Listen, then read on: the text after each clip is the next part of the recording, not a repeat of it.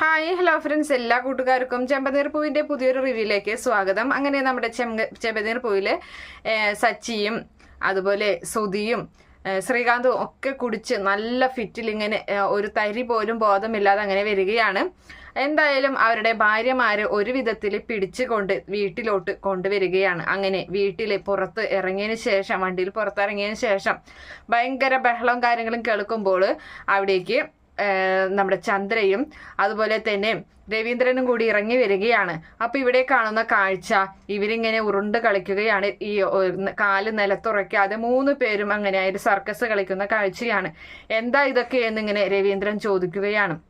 അപ്പോൾ 3 പേരും കുടിച്ചു അല്ലേ എന്നിങ്ങനെ പറയുന്നുണ്ട്. അപ്പൊ ആ സമയത്ത് രേവതിയെയാണ് വഴക്ക് പറയുന്നത്.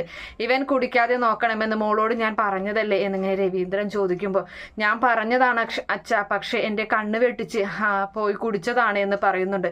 എന്തായാലും രേവതിയെ വഴക്ക് പറയേണ്ട അച്ഛ, അതെ ഒന്ന് ഉറങ്ങി എഴുന്നേറ്റ് ഒന്ന് കുളിച്ചു വരുമ്പോഴത്തേനും ഫ്രഷ് ആവും, ഒരു കുഴപ്പമില്ല എന്നൊക്കെ പറഞ്ഞ് അങ്ങനെ നാവ് കുഴയുന്ന രീതിയിൽ നമ്മുടെ സച്ചി സംസാരിക്കുകയാണ്.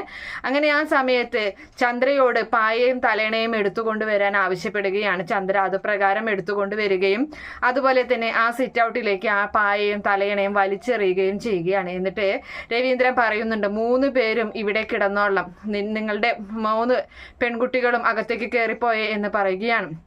അപ്പോൾ സച്ചിയും സുധിയും ശ്രീകാന്തും ആകെ ഞെട്ടിപ്പോവുകയാണ്. എന്താ അങ്ങനെ നിൽക്കുന്നത്, നിങ്ങളോട് കയറിപ്പോവാനല്ലേ എന്ന് പറഞ്ഞിട്ട് അങ്ങനെ അവര് ശ്രുതി ആയാലും രേവതി ആയാലും വർഷയായാലും അകത്തോട്ട് കയറിപ്പോവുകയാണ്. അവരവരുടെ റൂമിൽ അങ്ങനെ സുഖമായിട്ട് കിടക്കുകയും ഇവർക്ക് 3 പേർക്കും പുറത്ത് കിടക്കാൻ രവീന്ദ്രൻ ആവശ്യപ്പെടുകയും ചെയ്യുന്നുണ്ട്. ഇവിടെ കിടന്നാൽ മതി, ഇന്ന് 3 പേരും കുടിച്ച് ഫിറ്റായിട്ട് വന്നതല്ലേ എന്നും പറഞ്ഞ് അവിടെ പായം തലേനിട്ട് കൊടുക്കുകയാണ്. എന്തായാലും പെട്ടുപോയി. ഇനിയിപ്പോൾ എന്തായാലും 3 പേരും ആ സിറ്റ് ഔട്ടിൽ അങ്ങനെ കിടന്നുറങ്ങാൻ തന്നെയാണ് തീരുമാനിച്ചിട്ടുള്ളത്.